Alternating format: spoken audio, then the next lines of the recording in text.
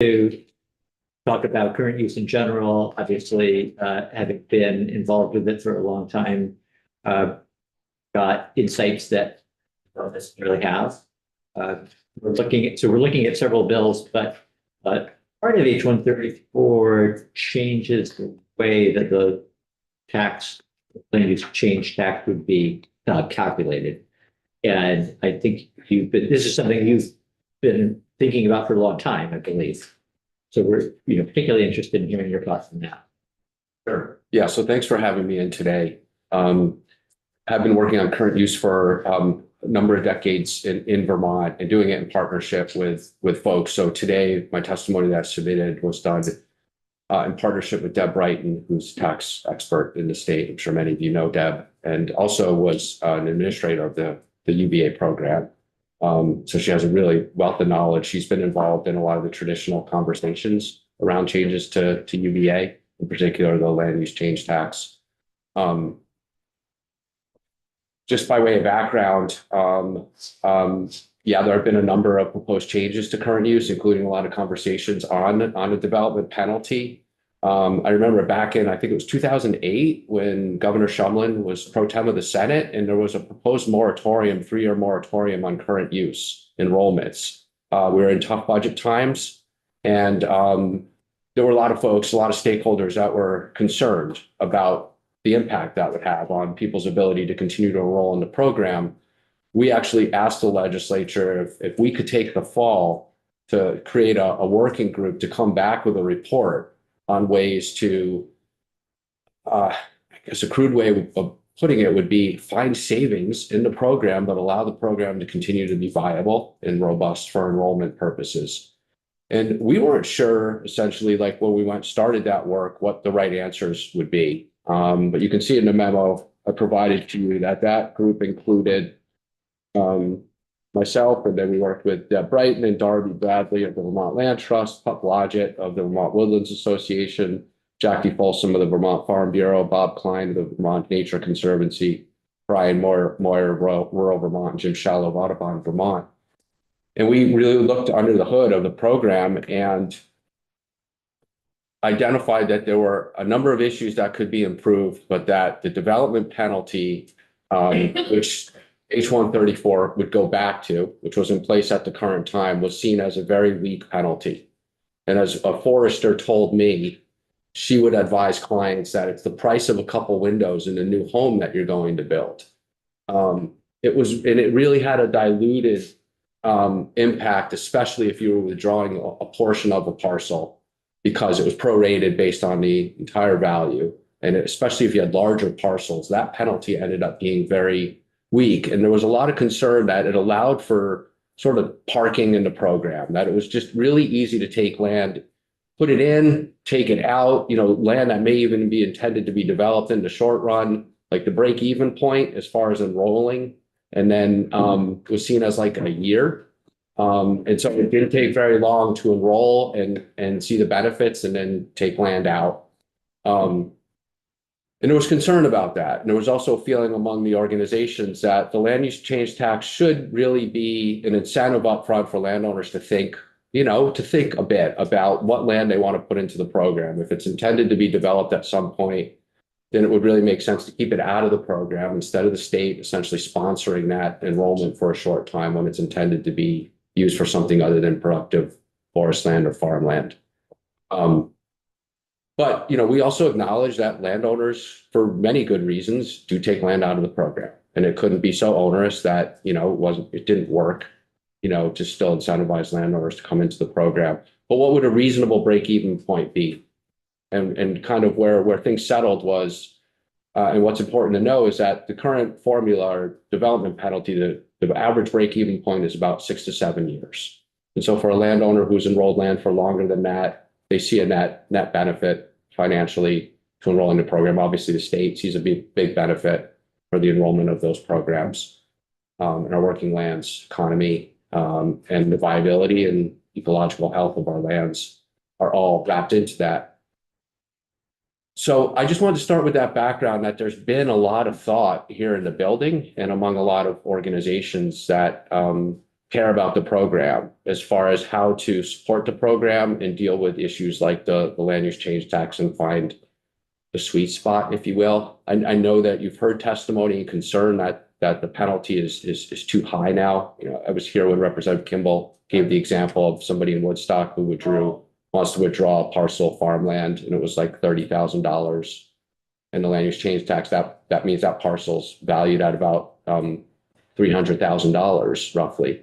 And so I think an important question is, how long was that parcel enrolled? So how long did that landowner potentially, benefit from having that parcel in the program to offset, the penalty that they will pay? The thinking at the time, and one of the reasons the legislature supported strengthening the land use change tax, is it was intended to bring in more revenue to the state, because there was not a lot of revenue coming into the state through the penalty. And you compare to New Hampshire, which had the same penalty, they were bringing in millions of dollars from the withdrawals. And in Vermont, it was less than $1 million per year. And so the thought was that it would bring stability to the program, and we wouldn't hopefully have to have a lot of conversations if we're in a tough budget period about, well, should we freeze enrollment in a program, or should we do something drastic to the program? So this was seen as a policy to help provide stability to the program. So with that as some background, and you can read about some of the other things that the group sort of scrutinized and worked on in the report, at your own time.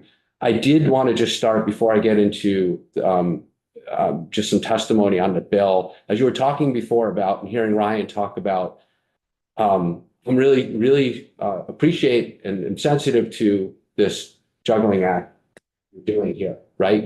We care about our lands and our working lands, and we care about creating housing. We have a housing crisis, and VNRC is operating with that imperative right now across a number of policies that we're engaged in. We have done a lot of research on sort of subdivision and parcelization in the state. We created the state's tracking mechanism for looking at parcelization or subdivision trends and what's happening across the state. And I provided to you all just this afternoon, based on your conversation, the most recent report that we did.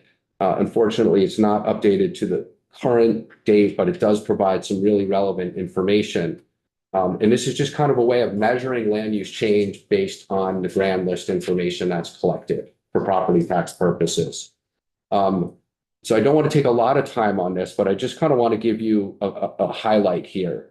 And that is that over the years, from 2005 to 2020 were the years that we took the grand list data and parsed it out based on land use classification. So what parcels were considered to be residential, meaning there's a dwelling or a house on it. What parcels are deemed to be farmland, woodland, which is undeveloped forest land. That would be like land enrolled in current use. And then miscellaneous or other categories, utilities, and a whole range of others. And the take home message is that we haven't seen an increase in residential parcels. That makes sense, because every year we do have more residential parcels being created. But what really jumped out at us was both that farmland was decreasing, but woodland was seeing a huge decrease over this 15-year period. This doesn't mean that the forest land has been removed. But what it does mean is that we have less acreage being classified as undeveloped forest land. And it means that there's a dwelling associated with that parcel, and it means that there's infrastructure, and there's some potential impact to that parcel as far as being in an undeveloped state versus it's now serving a residential purpose.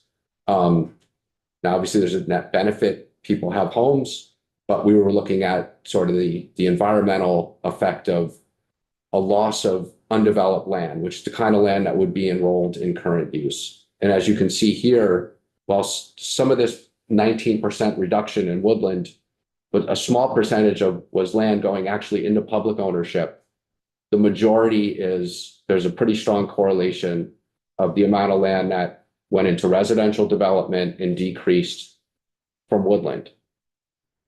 So that's just a way of saying that as we look at some of these policies, we're thinking about how do we maintain viable, woodland in the state that can be enrolled in current use, that can serve a number of important ecological functions in the state, and how do we address the housing crisis? And this is just some relevant background data So I shared this report with you. You can actually go into the parcelization website if you'd like.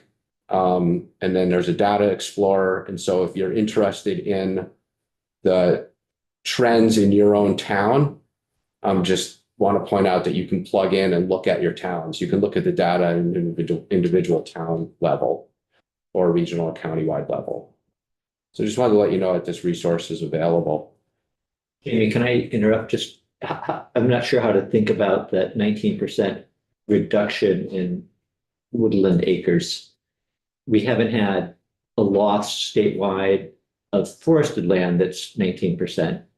No, so that's a really good question. It doesn't mean, so there are estimates of how much forest land we're losing. That comes from the Forest Service, the forest inventory analysis data. For a number of years, it was estimated around 12,000 acres a year. This year, they actually, that trend went down. I can't quite figure out why there's a fluctuation like that, but for many years, we've been under the assumption that we're losing forest land. How much is hard to pin down, but that we've been on this trend every year. What this is telling you is not have we lost forest land outright to conversion, but what's the change in parcel classification in the state? Is it undeveloped woodland? Is it residential? Think of this for property tax purposes, but we used it to look at land use trends. And so what it does say is that we've had a huge loss in parcels that are undeveloped woodland are now residential. There's a house, it's classified as residential.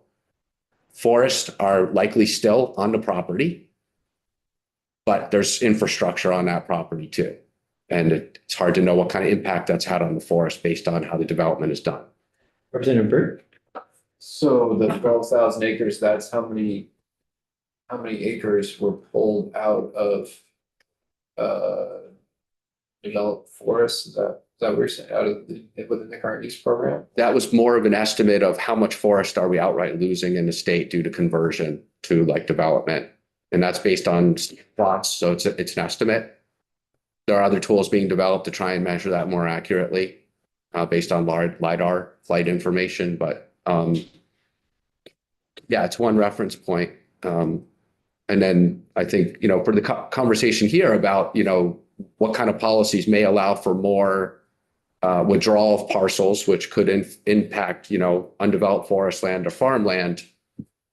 Yeah, just wanted to highlight that we are seeing this trend where we're seeing more and more undeveloped base undeveloped natural resource related lands change in their status. And that 12,000 is a Forest Service USDA figure that I know we heard that last year and 2 years ago. And I think Oliver Pearson may have provided some information this year on the most current estimate.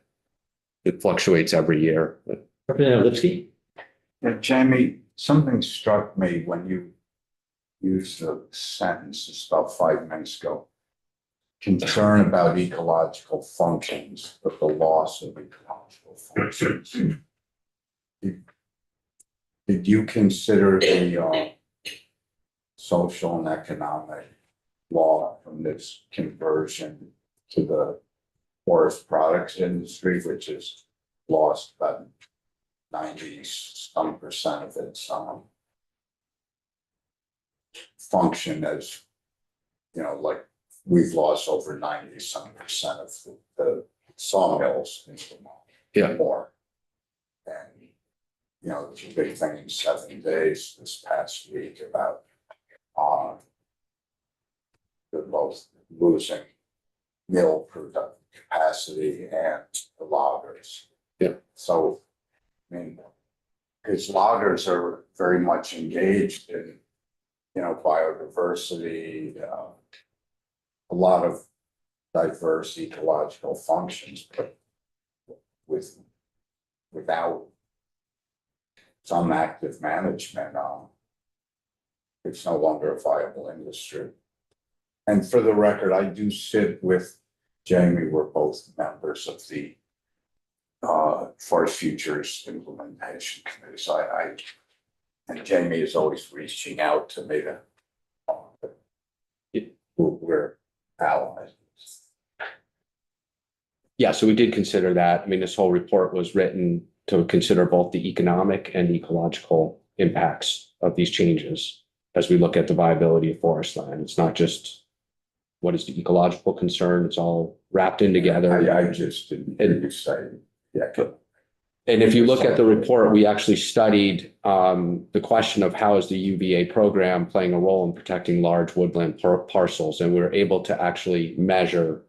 I took myself off the screen share, but if you look at the report I shared with you, we actually quantified that the program does keep undeveloped forest land at a higher rate than if it's just not enrolled. So it does provide security for forest land to be viable in the sense we've just been talking about, and that you can prove it out.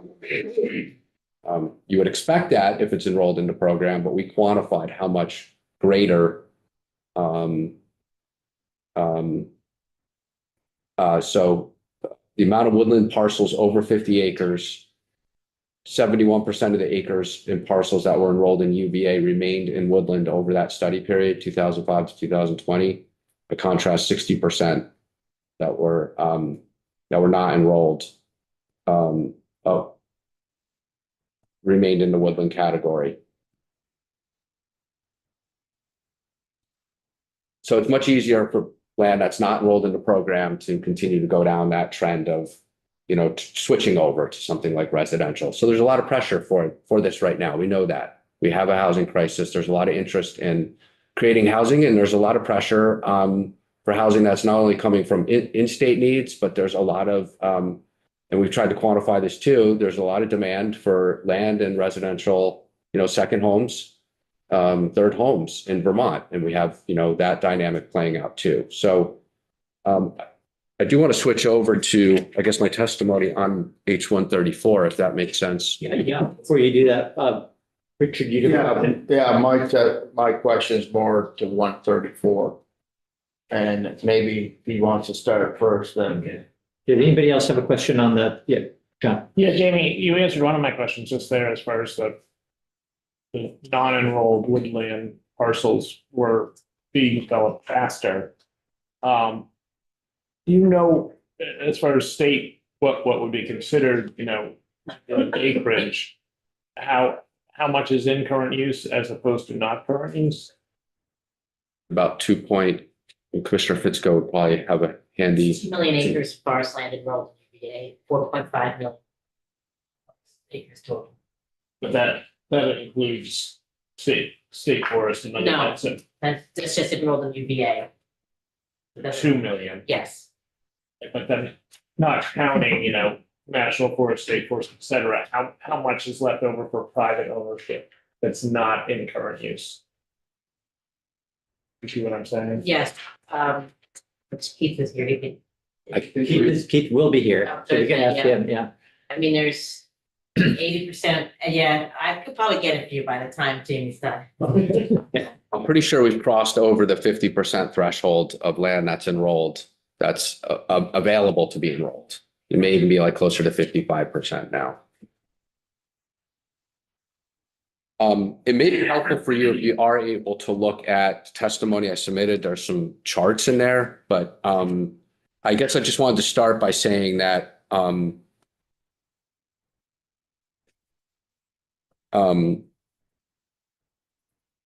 kind of gone over some of the introductory themes I wanted to talk about and sort of the history of work that was done on the land use change tax. I wanted to let you know that for a couple of years now, we've been aware that there are some administrative issues with the program. We've been talking with Jill Remick at the tax department, property valuation and review. And Deb and I have met with Jill, and because Deb came up with a proposal and she's been working on it, and it's in my testimony, of a way to deal with the administrative lag time of not knowing what the penalty is until the appraisal is done. And she has figured out a way. Should I put it up on the screen, or can you all? Yeah, maybe we should put it on the screen, because I'm not sure that we all have a device that's big enough to look at some of the fine print.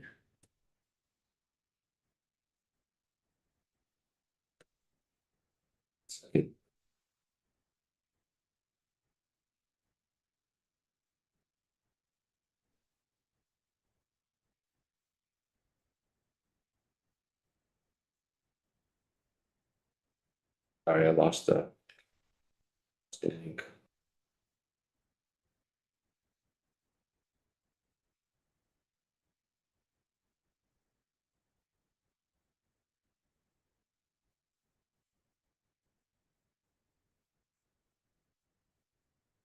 You remind me again, how much of land use change text goes into ed fund versus general? It's a percentage, right? Yeah, there's something that comes off the top that goes to the towns. And then I think it's 75 goes into the ed fund. Okay. 25 into the general. If you need tech support, Jamie, we can, Yeah, for some reason, the link isn't working now when I go into it. Sidonia can help you out. Let me try this one more time. You have to, you have the Vermont General Assembly site. Okay, wait, hold on. It's not. You're smart. Oh, is the, I'm not able to go to the it's committee. like it's frozen or something? Yeah. I can't help you. Frozen, you don't do since. I don't know how to unfreeze Your eyes. On I had, a, Elson. mine is coming up, but I had trouble this morning on my. All mine just worked from the website. That's one more time.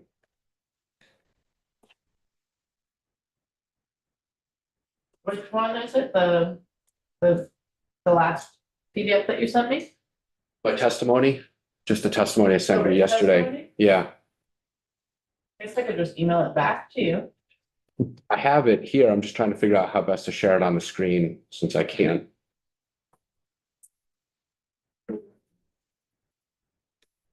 Go to the link.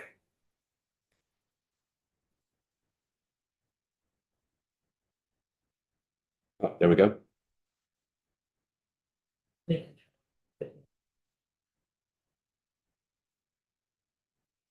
That's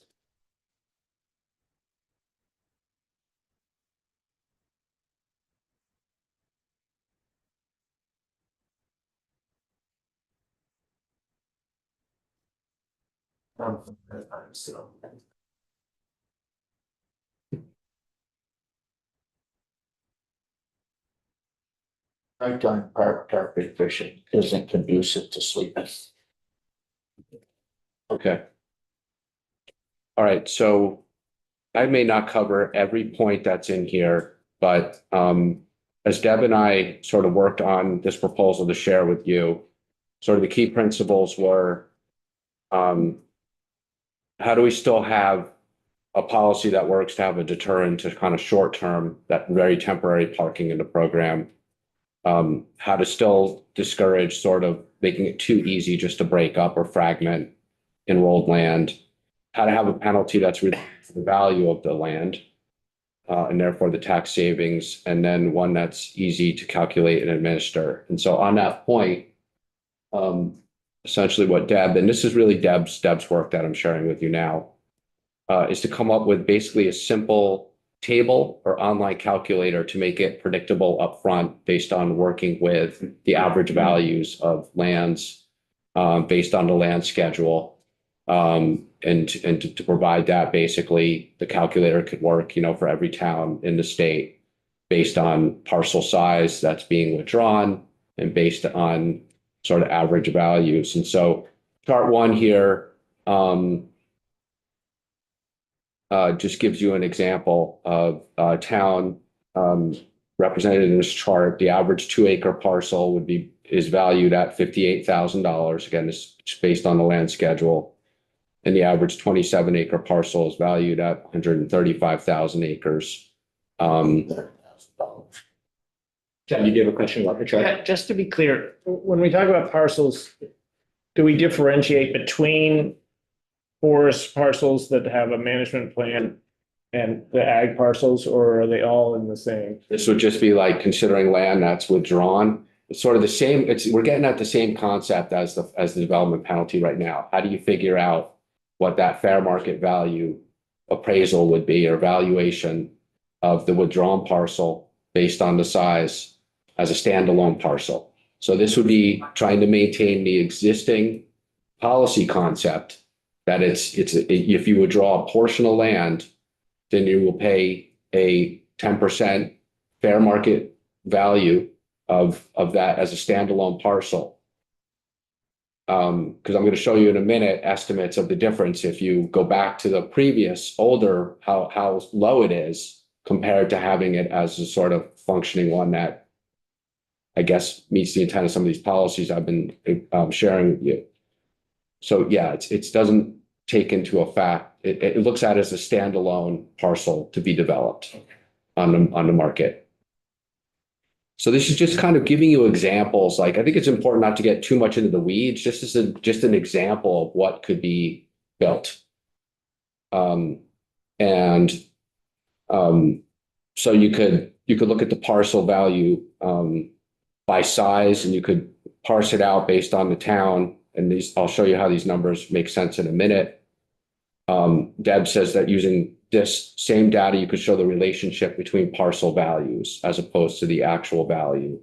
So in this case, she chose the average value of a 10-acre parcel as a reference point. And then the values of the parcels of larger and smaller acreage plotted. Okay, and this could be plotted out for much larger acreage too. Again, this is just an example of how this could work.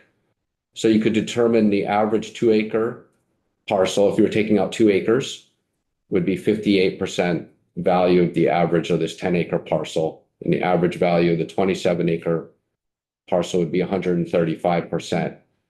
And so she's provided the formula here where you could basically get at what you could calculate up front what these values would mean. And so I'm just going to come down below. So basically what it would translate in this town would be that if you took a 2-acre parcel out at the current formula, it would be a $5,805 land use change tax.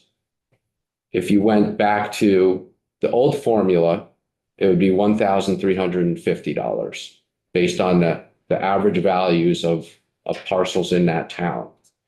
And so I was afraid when I worked on this with Deb that this would be very complicated. And I think the take-home point here is that there can be a methodology developed working with the tax department and property valuation and review to take the land schedule and just figure out how this would basically, what the average values would be in towns, and create like an online calculator or create some kind of chart. Deb already took the exercise of doing one here where you could get to basically the average value. So this is showing how she did it for 2-acre parcel being withdrawn from 27 acres. And she figured out the percentage of the average value. And so I want to pause for a second because I realize this can be confusing, but I think, again, I just want to say that we think that there's a way to create an online calculator working with the tax department that would allow for the upfront predictability, help with the administration. And I don't know how long it would take to kind of ground truth anomalies and work out any little kinks in this, but this is sort of a conversation that we've started with the tax department, and we have a lot of hope that it could be a way to address the administrative issue without reverting to, I guess, the weaker development penalty, because we do feel it's really important to stay with the current penalty and not weaken it. Part of the advantage of, correct me if I'm wrong here, part of the advantage of something like this would be that on the ground administratively, there would be less demand on the lister's time to go out and try and value a parcel. And then the landowner would not be surprised. And at that point, you don't know what the value is going to be, but you've reached the point of no return because you've already sold the land, you've already subdivided and sold. So this could be information that everybody knew up front before they got to that point. Is that all correct? That's correct. It would be predictable for landowners to be able to go. Ideally, if it was an online calculator, they could go to plug in information, figure out what it would be.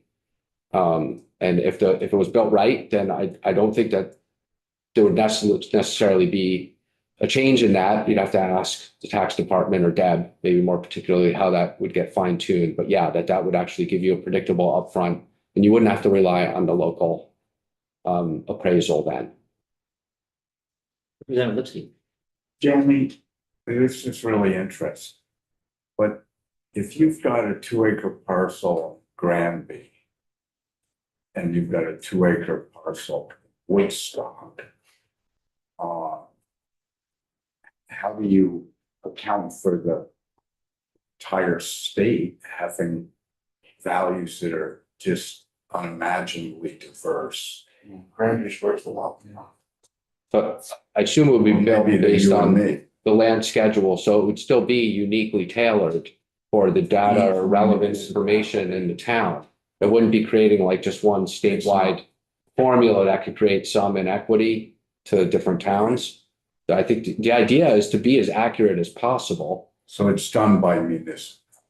It would have to be built so that, yes, it would be based on information at the municipal level. Unless I'm getting something wrong, again, I do not want to say that Deb is the one that really is the wizard. Who is Deb? Deb Brighton is, yeah, she's just worked on, she's consulted part of joint fiscal team for many years. She's recently sort of retired from that work, but she administered the current use program. And she's a tax expert in the state. So you, Representative Burt. Well, we had Kimball, Representative Kimball in here 134. when he was introducing the bill. And he was saying that there was a time lag potentially that happens with waiting for an appraisal to come through. I'm wondering on from your perspective and from and the office of current use.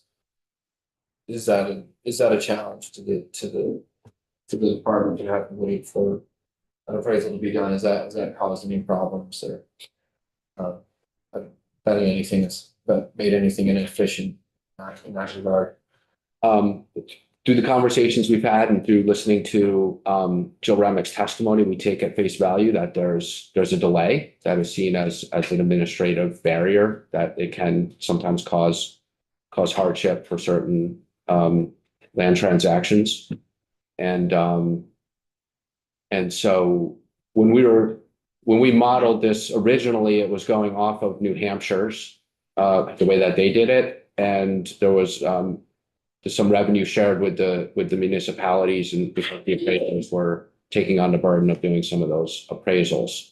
So if there's a delay, the tax department would be better to talk about what kind of delays they're seeing. I think the utility of this is we can get away from worrying about how those delays are impacting things, and it would be a more hopefully more seamless, more immediate result. The tax department would have to ultimately, I think, so with the legislation, one question I had is legislative council could hopefully answer this, is if you wanted to go in this direction, would you need to change anything in the legislation to authorize the tax department to move in this direction? I don't know if there's current authority for them, to do this. There may be some micro tweaking that's needed in the statute just to set this up as the alternative to the way the current system works right now. Legislative council could answer that question, and we haven't heard from the tax department on this particular approach because we're only hearing about this particular approach now, but it sounds like you have talked to them and they're open to that. I think they are. I think they're open to anything that will help improve the administration, and we're just trying to roll up our sleeves and figure out a way to help. Representative Bosland, did you have anything? Yeah, I guess it's sort of a comment, maybe there's a question in it too, but it sounds like overall your philosophy is that dividing up properties is bad and we should keep the cost high. And it's not acknowledging the desperate need we have for more housing, and so whether it's forest or whether it's farm, having some small amount of land that is able to make housing, which would make our whole state more sustainable. Yeah. To me, it feels like, yes, is there a loss? Yes, if we go with that. But is there also an advantage? I would say also yes. I mean, I can think of an example in my county, in Wyndham County, where I know a property owner from out of state who has a giant, beautiful parcel of over 100 acres as a vacation property. He doesn't have a huge motivation at all to sell any of his property ever. He can come up and have a nice vacation, and that's lovely for him. But what if we made it easy for him to build and sell 1 or 2 acres so that somebody else that lives in Vermont could stay here? To me, I would be happy to have him have a smaller amount of land and let Vermonters be able to stay here. I mean, to me, the housing issue is a big part of why we might want to change this. Do we want to entirely change it and say every acre of land should be able to transition without penalty? No. But is there some percentage of it that might make sense in terms of finding ways that older farmers could build a smaller house on their property and sell the existing one and then not be penalized? I guess I just see that as a possible advantage. It doesn't seem like you're seeing an advantage at all to any of these changes. Yeah, no, I appreciate that question. And I did want to testify on the other part of the bill, I think, which also gets to some of that. And I guess I would just say that as I maybe I didn't articulate it enough before, we are looking at this with sensitivity to the housing crisis. And we are looking at this as far as how to maintain the overall productivity of the land. And so, yes, we do have concerns about making the penalty too weak, where there would then be sort of undue implications to being able to maintain the viability of our working landscape. And at some point, you make the penalty so weak, like 134, the formula now we think would revert to such a weak formula that we would potentially see a lot of land coming out of current use. During COVID, there was a lot of land coming out even at the current formula. There was kind of a spike in withdrawals of property. And so we're worried about what would be the impact if you lowered the development penalty significantly based on the pressures we see. Having said that, yes, we do acknowledge that we do need to find the sweet spot, I guess, as I was saying, like what is a fair break-even point, if you will, for a landowner to enroll land and then be able to take it out without, necessarily paying an undue penalty. We thought that a 6 to 7 year point was fair. That's what the current penalty is. If you lower it, you're starting to get somewhere in the, say you split the difference, 3 to 4 year range. So at some point it has to be meaningful enough where land isn't just simply coming in and out, all the time. And there's really unpredictability or stability in that. But I guess the second point of the proposal, which I think goes more to how can we make it maybe easier to take some land out, maybe with an outright exemption? Doing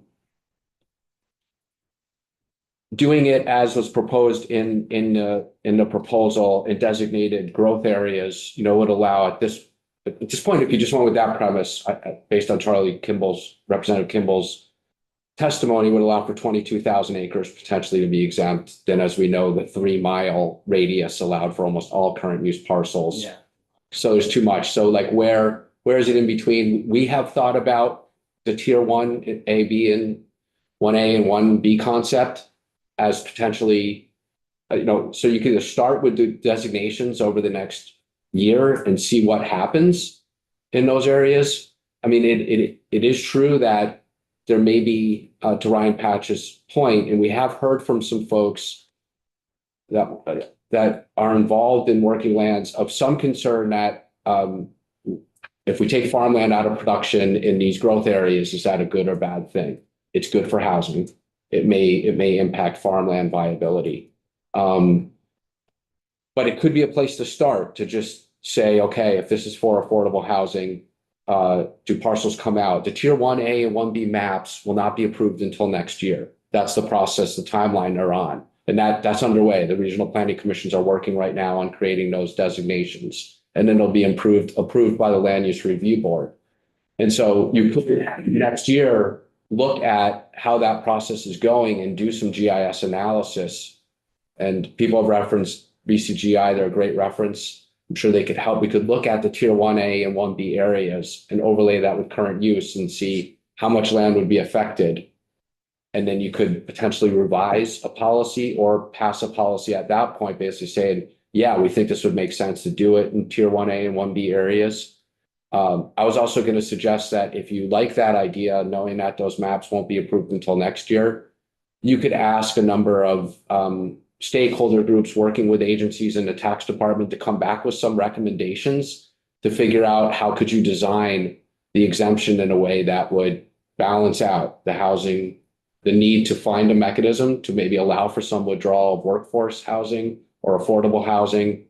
I think that, I was listening to the conversation before, if you make it residential housing, I think the intent, I understand the intent there, but how do you define residential? And then are you creating potentially a huge loophole, for any kind of residence to come in? So there's some of the questions that you could ask a group to scrutinize and come back with some recommendations so we could do this carefully in a way that wouldn't necessarily create too much of an undue impact on enrolled lands, but allow more of an incentive for lands to be available for housing. And I do think, to Representative Kimball's credit, the idea of trying to allow parcels to come out that would be close to roads, that wouldn't unduly fragment parcels, are really important concepts, and appreciate that that's there. But we do need, I think, some time to figure out, well, how would you make a determination as to whether it's fragmenting the overall parcel? Who would make that determination? And how would you have some accountability? I really like Jill's idea before of maybe you keep it in a holding pattern, and then when the affordable housing goes in, you then certify at that point and release the land use change tax versus doing it up front, and then who's going to then enforce that. So those are the kinds of details that can be worked out over the next half year. Let's say if you decide to maybe fix the administration now and look at the second part of this as a 2-year legislative effort. Yeah, let's see. Jamie, I want to piggyback on what Osmond said. I'm going to say in our town, 98% of the parcels that have been created have gone to second or third homeowners, not homesteaders. So if there was a category where homesteaders, and maybe there are conditions on the sale or to the deed. So as Rep. Bosland said, that there could be local families that could stay in their town, make a sustainable economic impact, have kids in school, whatever. It doesn't happen when they're. So the category of homestead as a notion, I think, is very important to meeting the goals of housing. It's not, we've got plenty of non-homesteaders moving to Vermont, whether they have 100 acres or just whatever. But we need people that can drive a snowplow, work in a school, put kids in our schools. So that may be an area that has value, because that's what Vermont needs. Yeah, and again, I take this really seriously. Like, I think that if you're trying to pass the bill out of committee this week, then we can offer best insights. I think it's just maybe registering some concern that if you lower the penalty too much, I just wanted to register some concern of the impacts that may have. But with more time, there's all kinds of, we could sort of really look at okay, we do need to allow some flexibility in the program for somebody who wants to take out a couple acres for workforce housing or for affordable housing. I think at some point you trip over into just allowing it to be developed for any kind of housing may not meet all of our policy goals of making it easy to take land out of the program. But there could be some careful thought to how to design that. The other option is to pass the bill out and it continues to be worked on.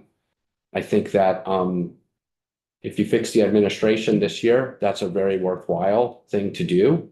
It is an immediate step. And then you could have some recommendations come back that would really address, should we tweak the land use change tax at all? Either exemption, how would that work? Or lowering it under certain circumstances, because I guess I would say that we have concern over just lowering it as a blanket policy without some caveats as to what your goals you're trying to achieve. You say fix the administrative piece, you mean something akin to this Tim Triton proposal? Yeah, you could put in the authority for the tax department to move in this direction, assuming if they were to testify in support of doing that, then we could build it. Yeah. Thank you. Yeah, Mr. Fidel. So we've taken testimony today and we've had it before. And, I thought about asking the committee if they wanted to amend it to read residential housing, then tie that to income sensitivity.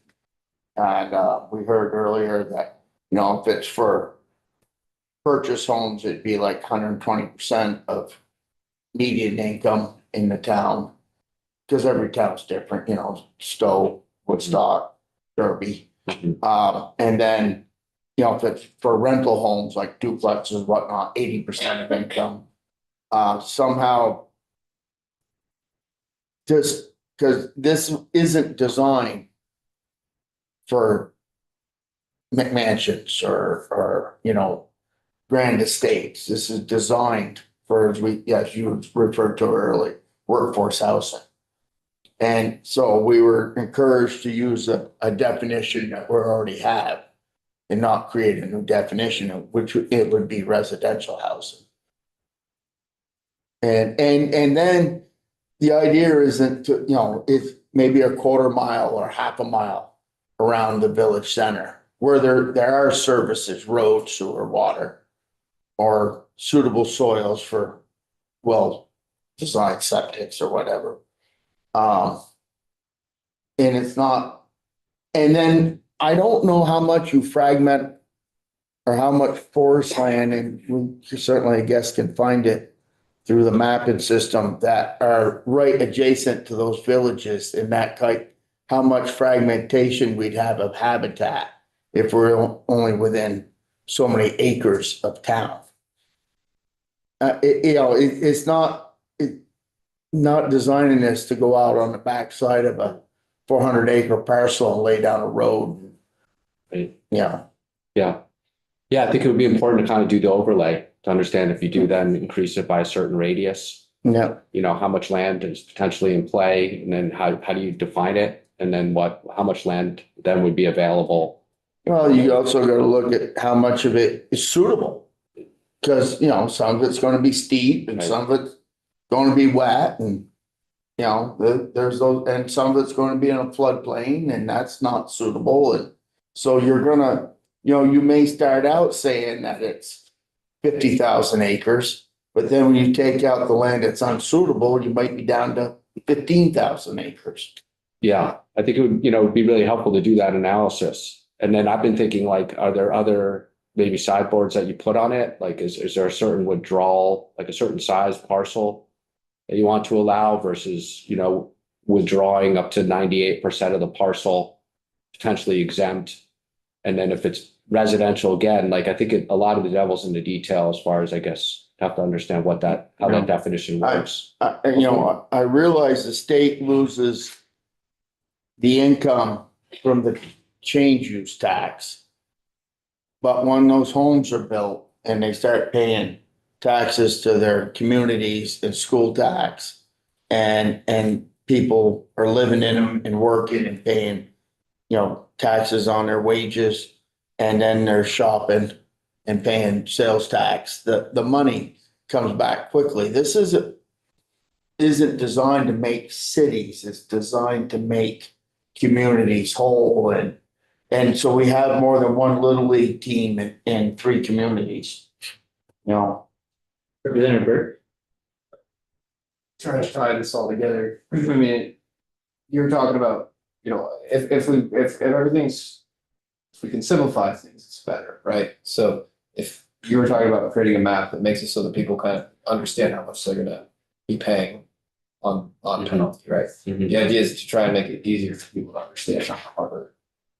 You also have an administration that if we make this more and more complex, your administrative costs are gonna go up, right? Which is going to detract from, the idea of you want to collect taxes and have the least amount of money going toward collecting those as possible, so that this money is actually used toward other programs, right? Mhm. And you were mentioning your administrative burdens.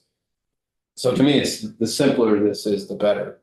And what we need to do is we need to move the needle a little bit toward creating more housing. And we've all said that too. So in my bill with H 273, we just take the rate from 10% to 6%, which on what you have there would be taking it from 5805 to 3483 in penalty, which will help move the needle. But if we're not creating that whole litany of complexity to do that. And it doesn't, and it's not trying to say where those houses should be built. But we need houses that are rural, we need workforce housing, we need residential housing. The homestead thing is where there is something that needs to be put in, because we want locals benefiting from our taxes and contributing to our economy. So I think we need to find a way to get that into the bill. So that the McMansion doesn't necessarily happen for somebody outside the state, but I'll tell you what, if it's a McMansion for somebody that lives here and works here and pays here and grew up here and they became wealthy off of doing the right things, then build a McMansion. I don't, you know, Yeah, I agree. They can afford to pay the tax. Right. and then we're gonna get more taxes in the state, so. I think we need to be careful with how complex we wanna make this. We need to make it simple. But we do need to address that problem with non-homestead. All right, any questions for Jamie?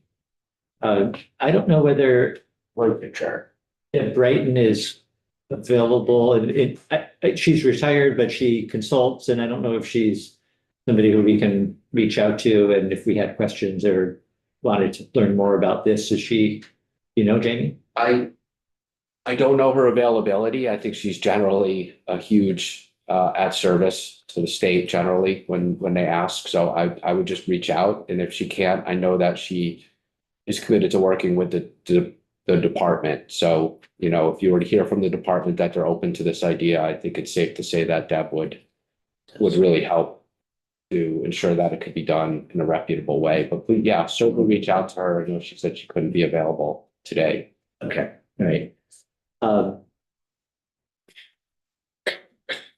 Thank you. Thank you. Appreciate your consideration.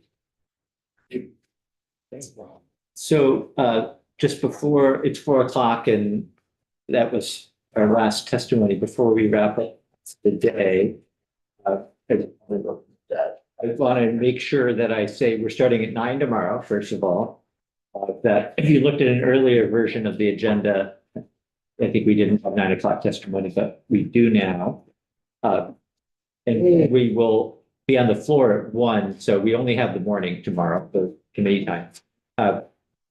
Be thinking about, and we can talk about it now too, before we leave, if anybody wants to say anything about either what we've just been talking on current use wise, or the miscellaneous ag bill, other things we might want to add into that.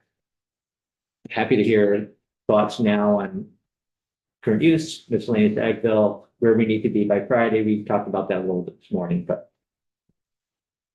I shared with Chairman Durfee, Apple News, about the USDA canceling 1 billion That too. in food aid to schools and local food banks, local foods. It's like counters a great portion of how we've spent the first 2 months. So I think I got it from Apple News on the lousy at forwarding stuff, but I think it puts a whole nother imperative on the work we've been advocating for.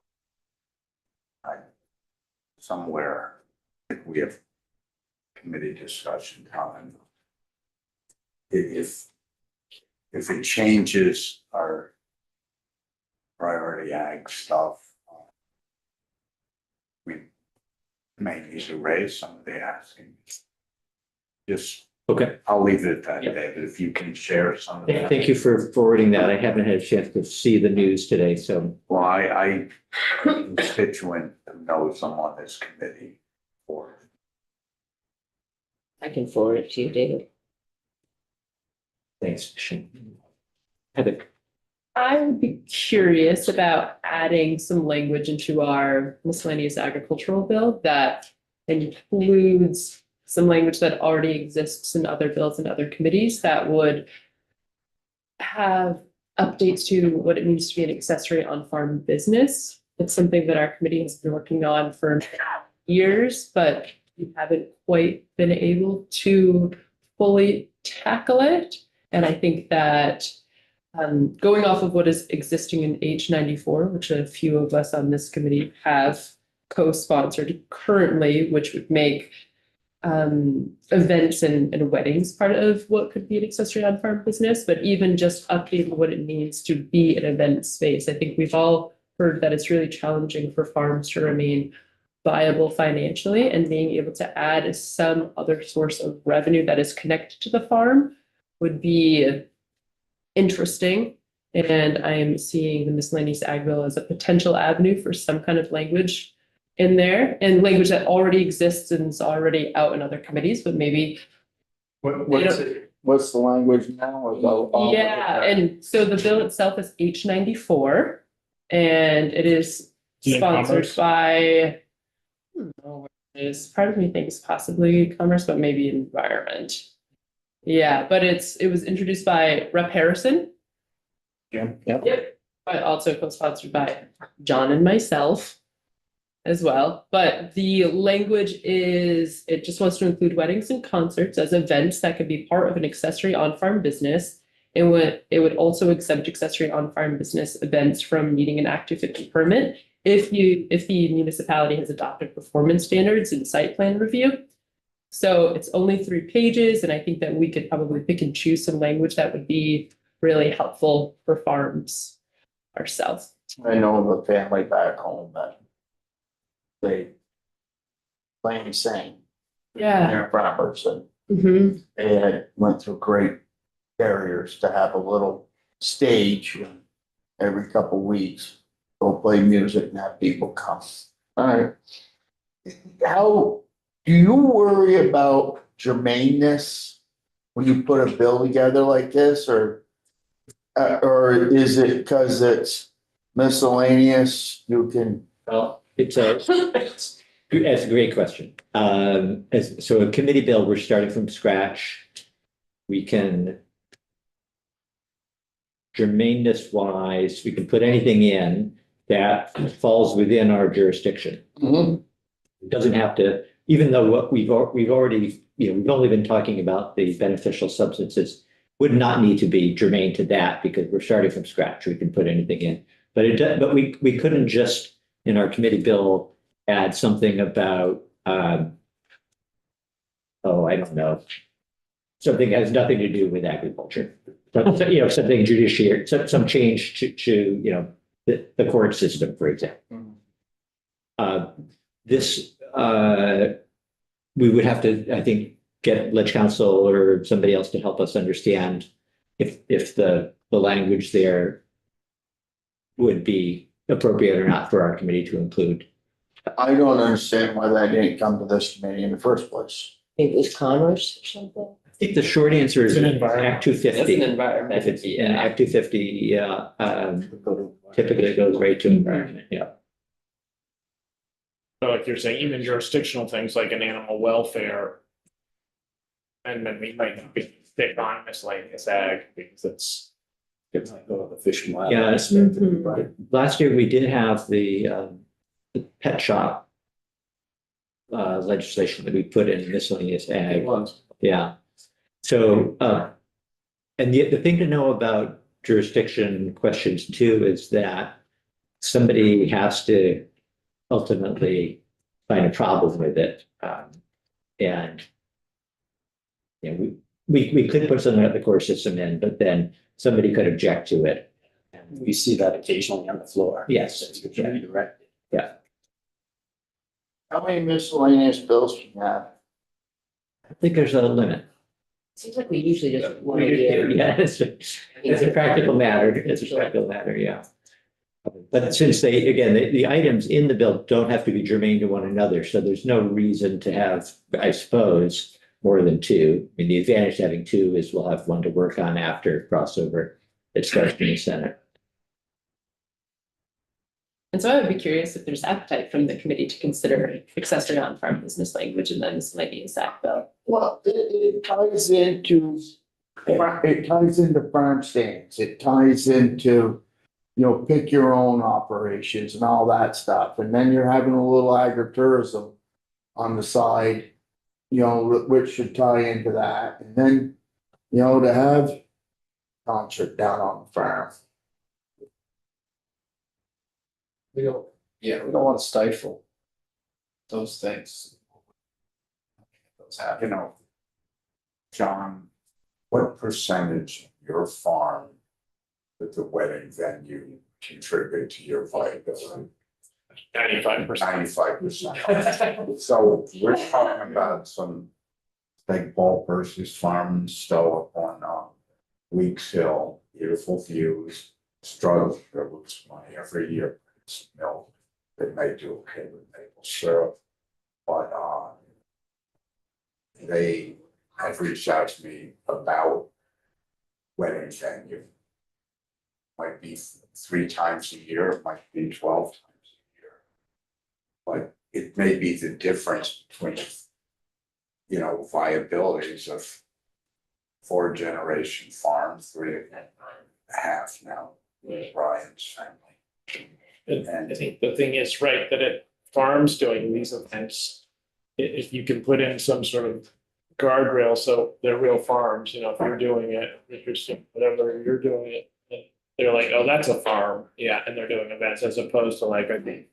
Was why weddings got cut out originally was, there were some people trying to game this, like essentially have a restaurant that said, oh, we're a farm, so we don't have to go through Act 250.